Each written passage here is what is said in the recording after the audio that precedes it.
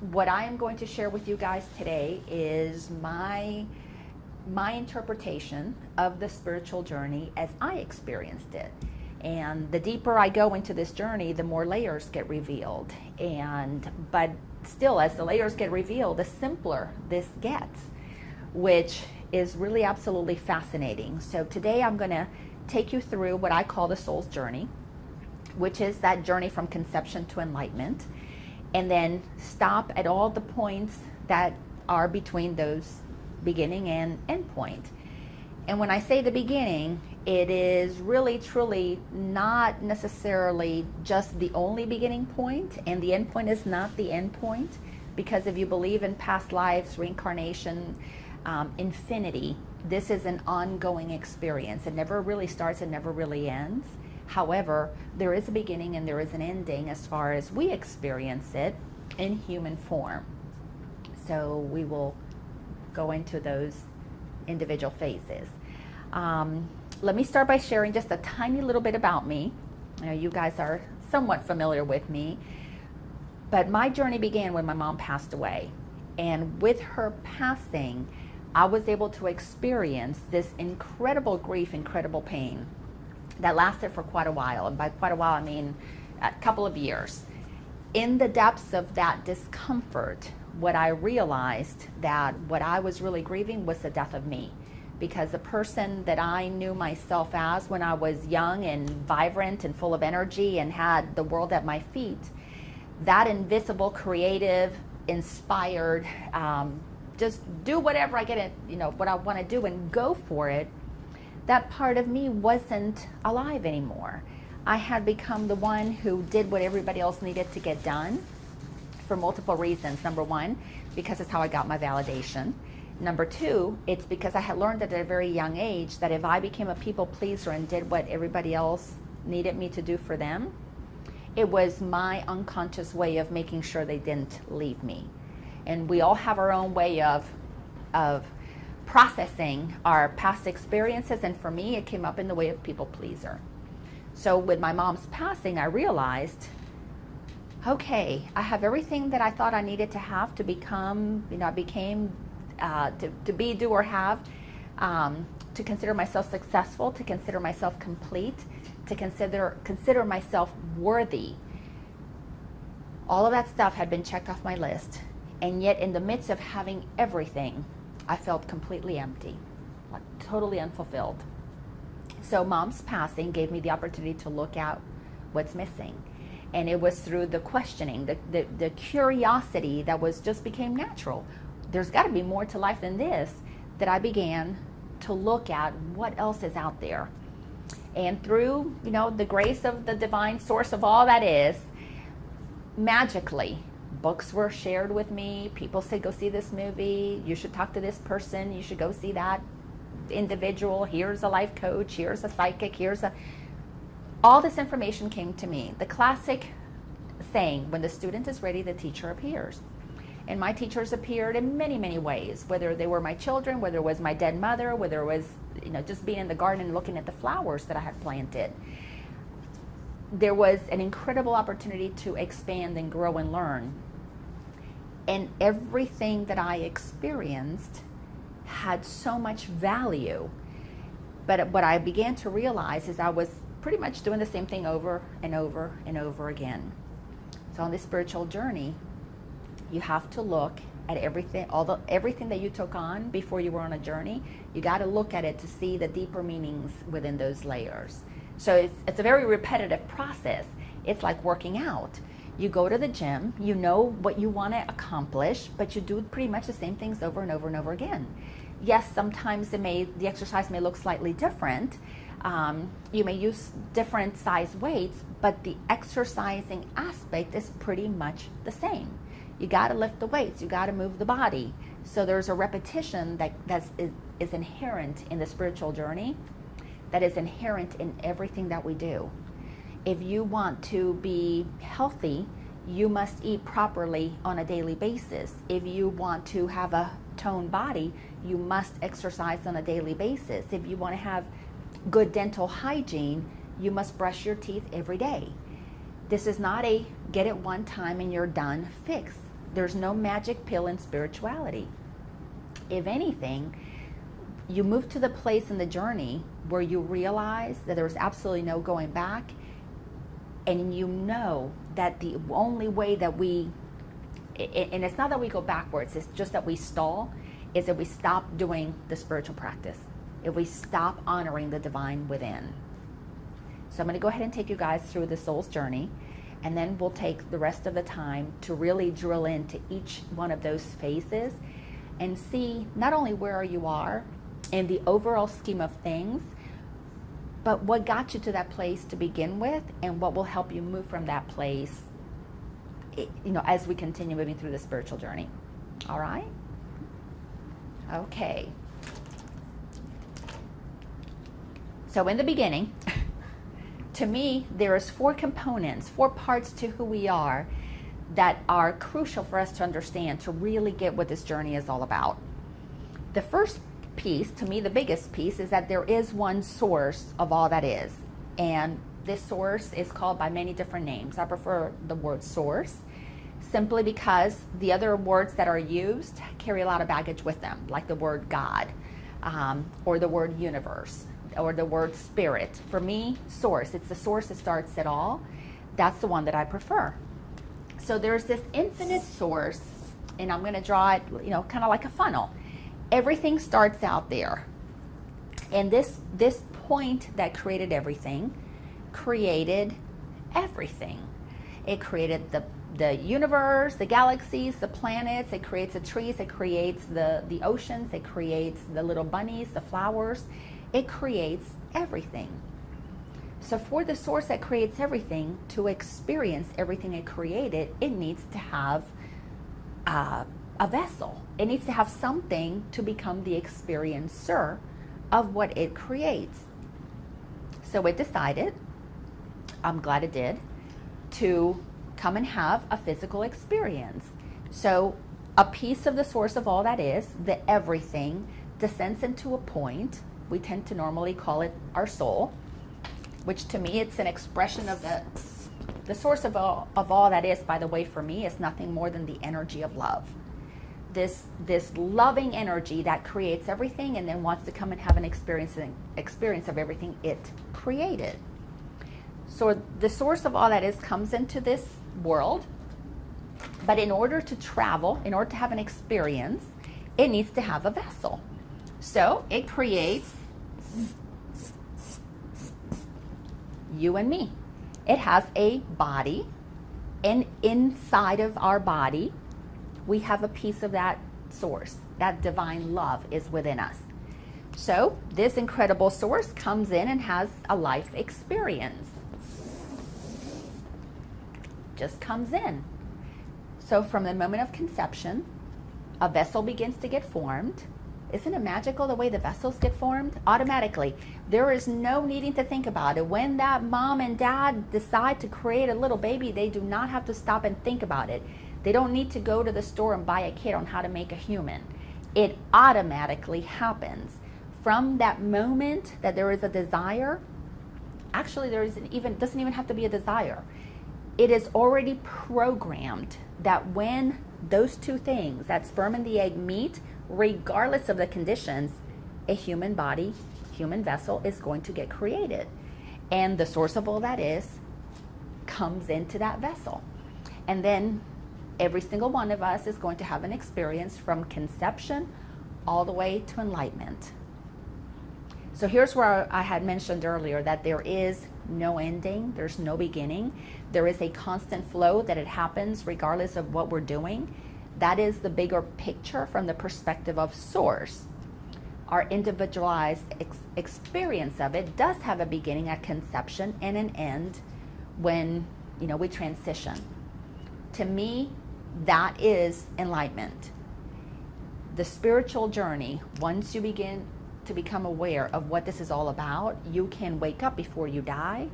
But if you don't wake up before you die and you're totally unconscious of the spiritual aspect, well, when you go, you return to where you came from, so you wake up anyways. So either we can wake up while we're alive, or we're going to wake up when we die. So that's really the question.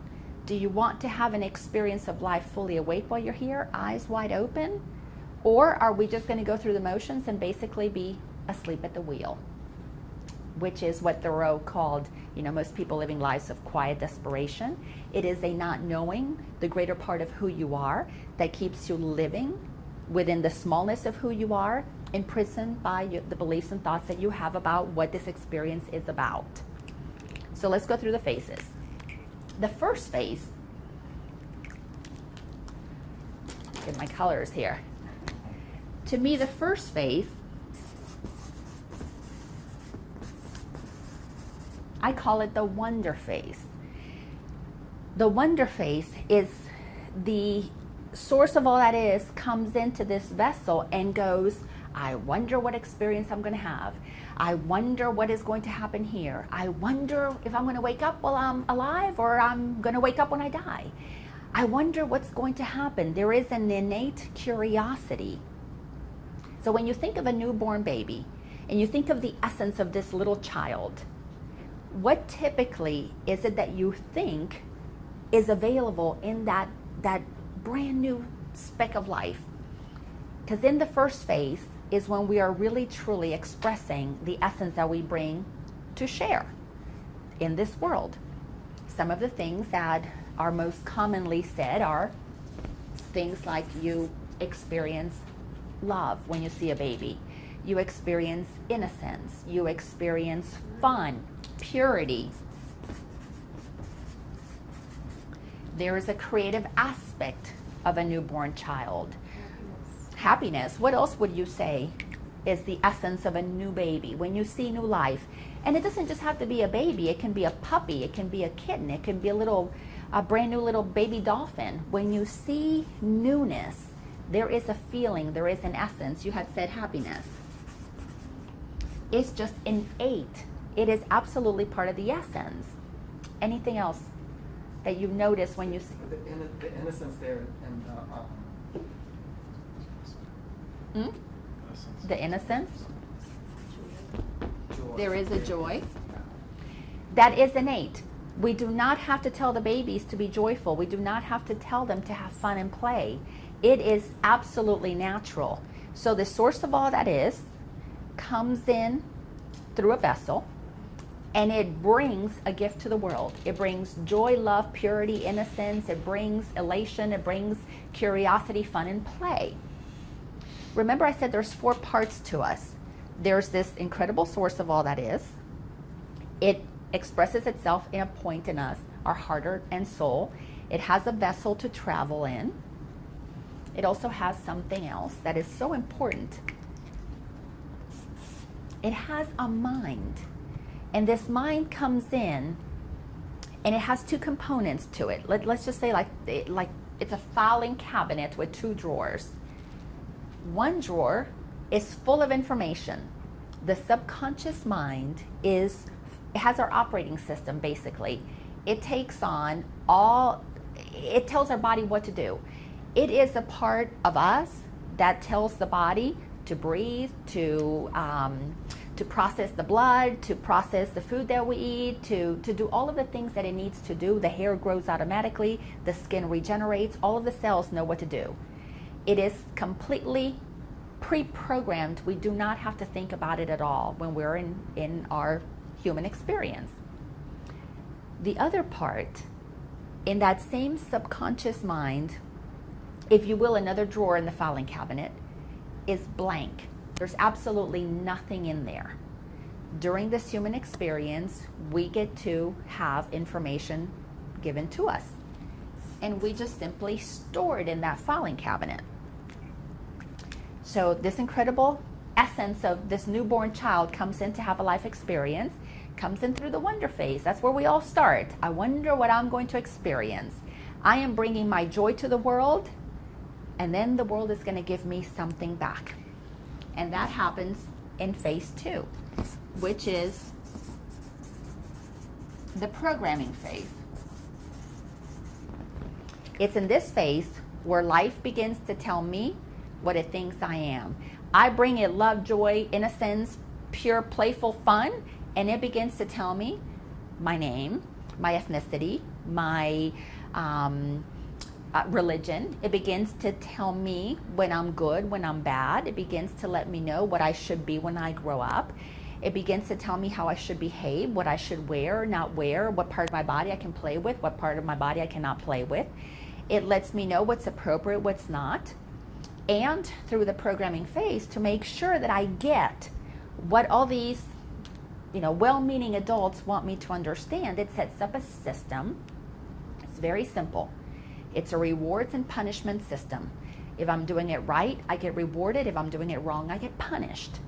So this incredible, innocent being that I am comes in to have a life experience, coming in to play. And then I am met with those who've been here a long time and forgot that they were here to play. But they got conditioned by those who met them when they came in to play and told them this is the way you need to do things. So the programming phase is where we begin to be taught how to be a human.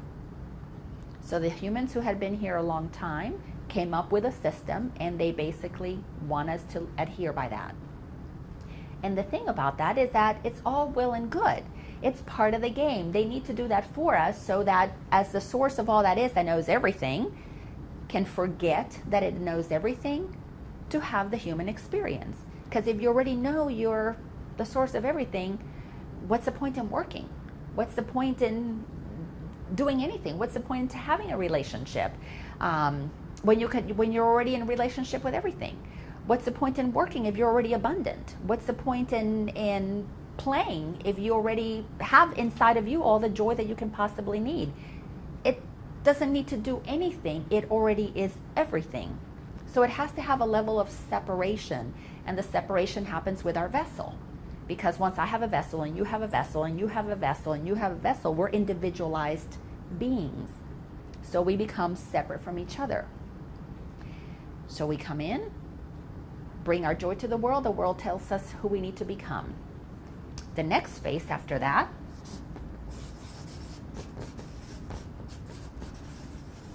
is the control phase. This phase of life is where I come in joyful, happy, knowing I don't need anything from the world, and then I'm taught that for me to have a good life, for me to become successful, for me to become whole and complete, I must follow the rules I got programmed with. And off I go into the control phase, and I make sure that I marry the right person, that I live in the right place, that I have the right job, that I have the right car, the right circumstances, so that I can check everything on the list that I got programmed to believe I needed to be, do, or have to be able to become happy. So the happy being that I came in was taught that my happiness will happen when the outside world lets me have it. So we become conditioned to look for love outside of ourselves. I like to think of that journey, just for the purpose of distinction, as the human journey.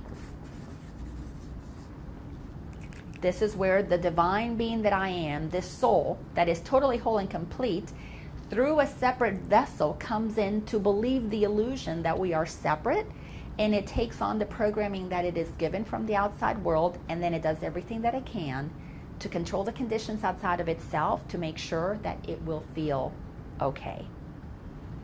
And that works for most people.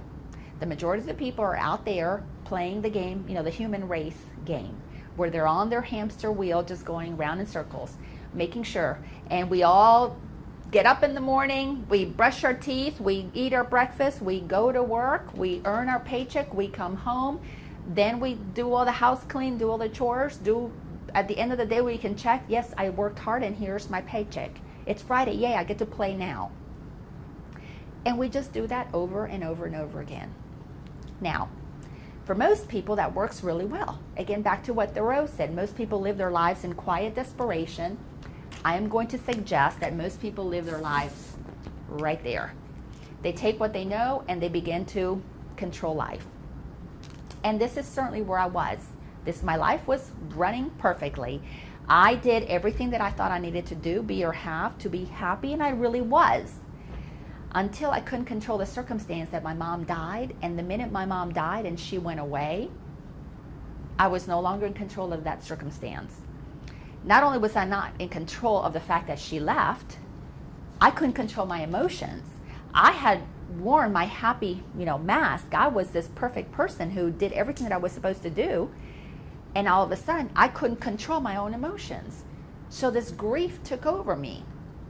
And that grief, when I couldn't control it, became so out of control for me. Thank goodness. Then I hit my wall. In that wall is where I realized I can't control circumstances. I created this entire life for myself, and now it's falling apart. And it's falling apart because I'm realizing the only problem in all of this is me. I'm the one who's not happy. So I had to make some decisions. And one of them was that my marriage at that time, 22 years of marriage, married to a wonderful guy. He's still a wonderful friend of mine till this day and always will be. Our relationship was no longer the kind of a relationship that had the passion that I wanted in a marriage. So we transitioned that relationship. Another thing that changed for me was my career. I was in real estate at the height of the real estate market, doing, making all that wonderful money that I was supposed to make to be happy. All of that was wonderful. My career changed. And it changed because that wasn't fulfilling anymore. It's not what I was passionate about. So anyways, when you come to that place where you hit that wall, where what you think you can control, you can't control anymore, for most people, that's when they die. And they die lonely, bitter, old people because they spent all their energy trying to control what is uncontrollable. Some people experience this wall and do the best that they can to manage it. That's where addictions come in. They will start taking drugs. They will start drinking alcohol. They'll get addicted to sex. They'll get addicted to something. My drug of choice was margaritas and shopping. As long as I was out there shopping and buying something new, then I was making sure that I would get my own little individual high when somebody said, "Ooh, you look so nice." So that was my drug of choice. Of course, margaritas really, truly, they were hand in hand. You shop and then you go get a margarita. So I was always really happy with my drugs of choice. The other part that happens is when you hit this wall, life gives us an opportunity. It gives us an opportunity to ask an important question. Is there more to life than this? Surely there's got to be more. There's a part inside of us that was programmed with this knowing that we're here to enjoy this experience. So when we hit that wall, a magical thing can happen. We get cracked open. And when we do open up and get curious again, we enter the next phase, which I call the curiosity phase.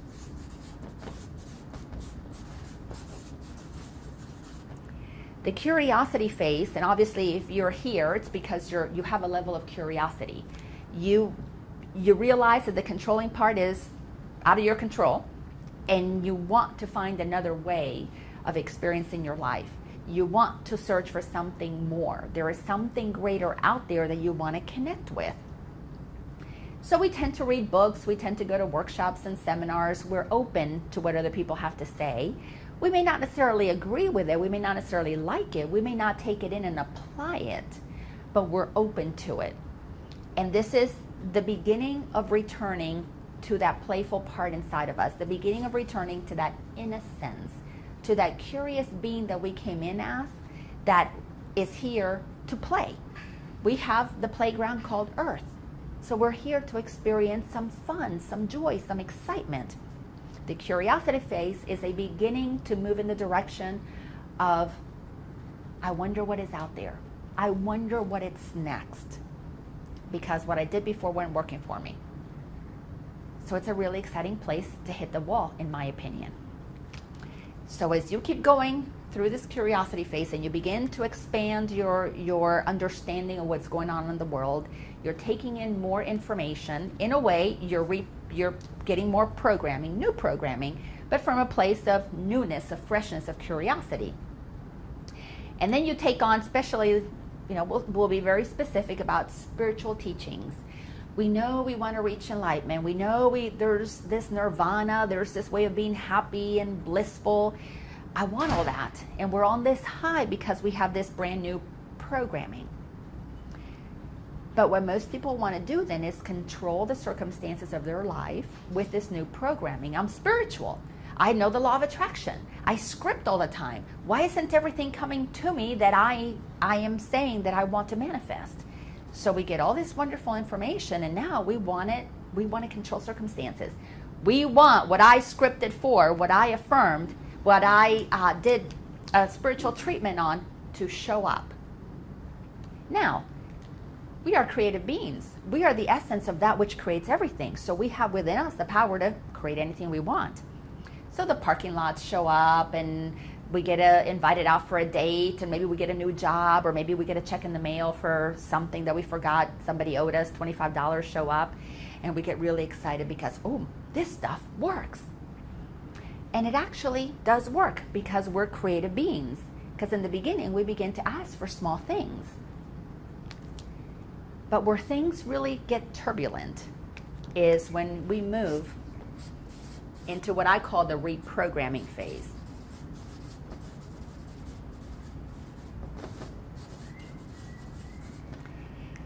And just as most people who are completely unconscious to the fact that we are spiritual beings having a human experience, most people who are having a spiritual experience get stuck right here because they have enough information, and they know that they are creative beings, and they know that they can manifest whatever they want, and they've had evidence a few times because things do show up. But they don't make the commitment to keep moving forward, to look at the programming that they picked up that needs to be reprogrammed. And this is the place where if I am operating from the I think I am not good enough, I am not worthy enough, I am not whatever enough, that I picked up over here when I began to look at the outside world for my power, if I don't clean that up here, I cannot move to the next phase, which is simply the wonderful phase. This is the place where we return to living from that space that we came in as. This is the place where I know I am divine, and I am here to have this experience fully and enjoy it and not get caught up with the small stuff. When we came in into this human journey, we got a whole lot of little small stuff to worry about. We needed to watch how our hair was. We needed to be focused on our appearance. We needed to be focused on living in the right place, on having the right friends, on having the right education, on having all of the right things that our mothers, our fathers, our teachers, our preachers wanted us to know about. The government, the media, the perfect perfume to attract somebody, the perfect car that is a symbol of status, the perfect degree that says that you are really smart. So through this process, we got all caught up with the little stuff. As we move through, and I call this the spiritual journey, and the reason I call it the spiritual journey is because for those of us who are actively on a spiritual journey, we are here to reconnect with that which created us, which is a part of who we really are. So I make that distinction because until we understand that there's two sides of us, we're really not aware of what's going on. So when we understand that there is a human side to us, there has to be. We have to have a vessel to have an experience of all that is. Until we understand that that was part of the game, we can't return to our divine greatness, because there has to be an understanding of the two sides before we can bring them together and make them whole. And that's the reason most people suffer.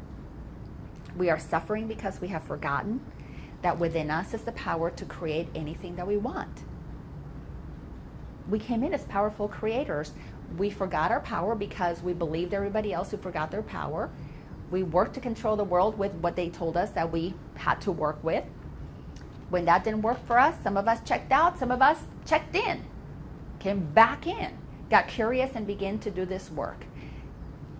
So today is a matter of let's look at what happened to us individually in each one of those spaces and begin to make sense of this, what I call the game of life.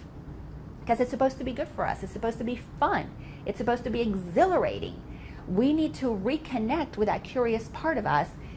Not only that, but we need to reconnect with the part of us that says this is supposed to be fun. If we're experiencing something in our lives and we feel it's not fun, we feel it's heavy, we feel it's weighty, it's because we're operating down here. One of the things that is very crucial that we need to understand is everything that we took on from the world and we made an agreement with, whether to like it or not like it, whether we agreed that it was right or it was wrong, becomes a belief that we take on. So as we come into the world, we take on these beliefs. I believe I am good. I believe I am bad. I believe I am smart. I believe I am dumb. I believe I am pretty. I believe I am ugly. So we take on a bunch of layers of beliefs. And the more layers of who I believe I am or who I believe you are or what I believe is right or wrong, the more layers I take on my life, the heavier and heavier I get. When people take on the weight of the world, basically we're just all these thoughts about how everything should work, how everything should operate. We know how it should be taken care of. We are just so smart and have it all figured out. We're operating from a whole bunch of beliefs. And if we don't recognize that these beliefs are nothing more than other people's thoughts, they've given us all this information and we're taking it in, living by their rights and wrongs. If I am not utilizing my own creativity, if I'm not utilizing my innate knowingness, all of these beliefs begin to press on us, in essence, depress us. So the essence that I come in as, I can no longer feel it when I am completely weighed down by the rights and wrongs that the world gives us. So getting back to the spiritual journey, when we get curious, we begin to actually believe in different ways. The reprogramming phase is a looking at all of what I used to believe, or what I still believe actually, it's not like you used to, look at everything that I believe and begin the process of holding it. We tend to believe one way. When we come through the human journey, we believe things are this way. The spiritual journey is about looking that this way can be just as true as this way. An example, I believe that the only way that I was happy was when other people participated in my life. I only felt happy in relationship with somebody else.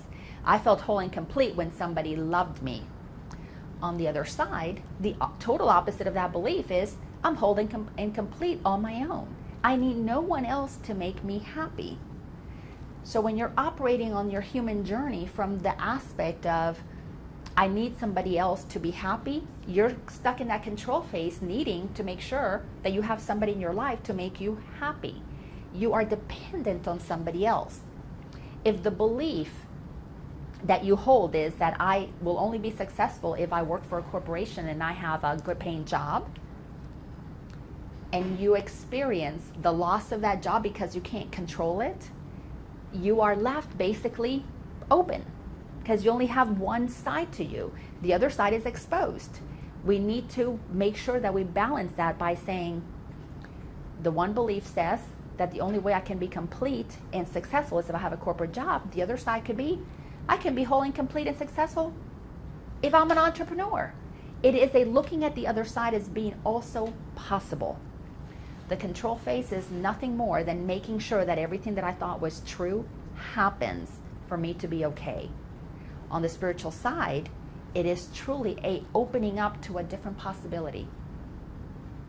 And the thing is that we have to question what we know, because everything that we know came to us from somebody else. Again, our mothers, our fathers, our teachers, our preachers, the media, the government gave us a long list of rights and wrongs, and we, because we didn't know any different, but we didn't know any different because we were supposed to forget we were all-knowing, made an agreement with that stuff. The return to these wonderful years is a giving back what no longer belongs. And it's a recreating what it is that I want to experience from my own inner knowing. As we move through this human journey, we take our innate knowing and take the trust off of me and I put it on you. I trust you now with my health. I trust you with my success. I trust you with my happiness. And then what happens is these well-meaning people who cannot handle making sure that you are whole, it's not their job, they go on to live their lives, they do whatever they do, and they don't necessarily meet your expectations, and then you lose trust in them. First you put it on them, and then you lose trust in them. And then when you can't control them, when you can't make your parents love you, when you can't make your boss keep you and keep giving you promotion just because you're there, when the lover doesn't stay because they want to move on to something else, you lose trust in them, and then you lose trust in life. And again, if you notice, as we move down the line, we go to depression when we begin to lose trust in everything out there, because we've already given up trust in us the minute we put it on them to make us happy. And then we lose trust in God. We lose trust in Source. We lose trust in the very thing that created us to have this experience in the first place. So one of the interesting things about this journey is, if you look at this, I'm going to invite you to use logic. For me, I have found the logic is the key to unravel the illusion that I am only human, so that I can return to the truth that I am divine. And here's how logic works. So let's create two sides. If you were to take these and you were to fold the page and you just put it, have them come meet, you will notice that it is a complete mirror opposite. So everything that I needed to control here is what begins to fall out of my control when I move in a spiritual journey. I don't know about you guys, but the minute that I signed up for this spiritual journey, and I don't think that I really signed up consciously, something yanked me into this journey, my life began to unravel. Everything that I knew to be so got turned upside down. The marriage changed. The parents died. My kids got all depressed and wanted to check out. My career shifted. My finances disappeared. Everything that I had began to shift. Mirror opposite. I had it, I was happy, I'm losing, and now I'm happy. Then all of a sudden, I need to begin to look at things differently. Mirror opposite. I got programmed to believe different than that I was divine. Here, I need to get reprogrammed to believe that I am divine. Again, mirror opposites. I came in excited and joyous and full of life. I need to return to that place by looking at the things that I took on that said that I was not. Does that make sense so far? So there is an active participation in waking up. It cannot happen without us willingly doing the work that is required to return to that place from which we came from. And I'm sure you've heard the saying, the truth shall set you free. This is the truth that sets us free. The source of all that is put a point of itself in me, this point of light, to have a human experience. So it took on this vessel, and it came in with a blank mind. Remember I said there's two parts to the mind? There's the subconscious mind that's like a filing cabinet. In one drawer is the operating system of my vessel, in the other drawer is nothing. I fill it up with my life experiences, and that begins to be who I think I am. The other part to the mind is the conscious mind. It is the part that we need to utilize to consciously unravel through logic what the story that's been made up. Let's talk about being conscious and being unconscious, because those are terms that get used a lot in spirituality. This side, we're living completely unconscious. We have no conscious awareness that we are divine. We just know that this doesn't feel right. There's just something about this after a while that doesn't feel right. We're being called to reconnect with a part of us. To me, that is that consciousness, which is the source that creates everything, consciously calling us back, letting us know, come on back. We are being called to return to who we are. So we are completely operating unconscious, unaware of that divine power that's available to us when we're in the human rat race.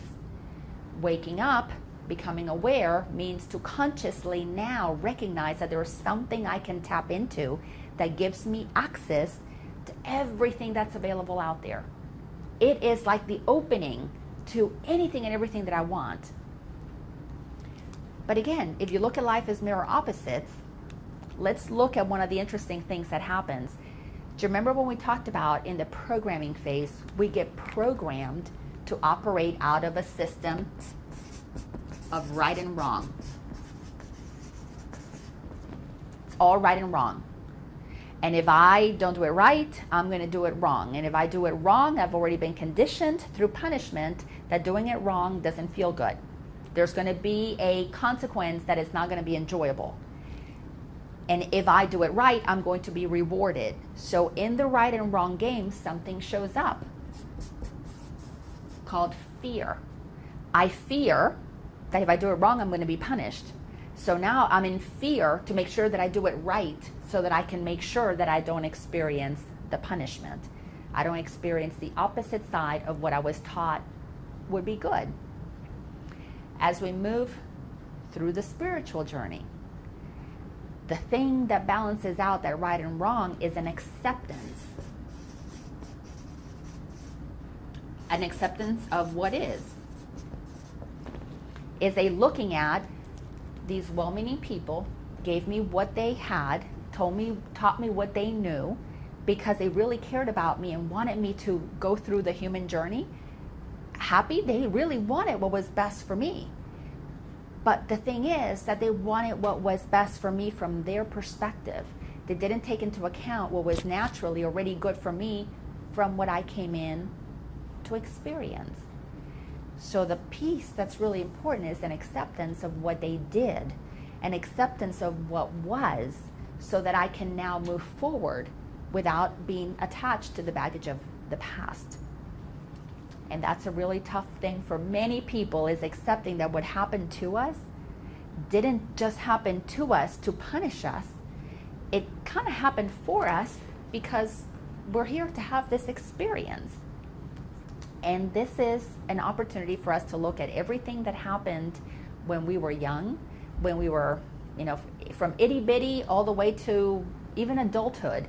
We had experiences that were very uncomfortable, that were very defining. We had, maybe as a child you experienced neglect, abuse. And it doesn't have to be like torture or horrible physical abuse and neglect. It could be just as simple as you went to your mommy or your daddy and you wanted to get a hug because something had happened to you on the playground, and that mommy or daddy had something on their mind. They were super busy. They had a distraction. Maybe they got a call from work. Maybe they got a call from a friend to go do something, help them. And in that moment, they were not available to you how you needed them. And we made up a story that somehow we're not loved, somehow we're not good enough, somehow I'm not worthy because they're walking away, I'm needing a hug and they're leaving me. And we create a story that over time gets bigger and bigger and bigger because we keep referring to that moment in time that somebody wasn't there to mirror back for us the love that we needed. So as we move into the space of acceptance, it is a recognition that these things that happened, they didn't happen to hurt us. They happened for our own ability to recognize that we don't need them to be happy. It's already in here. Does that make sense? Okay. So let's just take a couple of minutes here. I know this is a lot of information. Let's take a couple of minutes and just have an opportunity to ask questions so that I can take what we have talked about so far and go a little deeper, and we'll keep building on this, because believe it or not, there's a lot more. But yet I've already given to you all the answers that you could possibly need. We came in to have this experience. We're here to play. We're here to play human. But when we're being called back to our greatness, we need to recognize that this is a game. How it happened, how did we take our layers on so that we can begin to move back to connecting with who we are. One of the most challenging things in the world to do. If it was easy to do, everybody already be enlightened. But it's a process, it's an experience. Cool. The reprogramming phase is what is usually termed the dark night of the soul. And it is not a night, and it is not a couple of nights. It is typically a couple of years, because we got programmed gradually. This was very gradual through repetition. The same things got repeated over and over and over again. The same moment that mommy or daddy wasn't there to love me, I repeated over and over and over again. And every time that I met somebody new, I told them how terrible they were and how they didn't love me and how this situation happened. I had a boyfriend or a girlfriend that broke up with me. I go on and repeat over and over the same story, how I got dumped, how I was rejected. A job goes away. I repeat over and over and over again how I was, used or abused or what. So we give a lot of energy to these old stories. We repeat them into creation. We have to look at all those things, sometimes multiple times, to discreate them. So it's interesting, yes.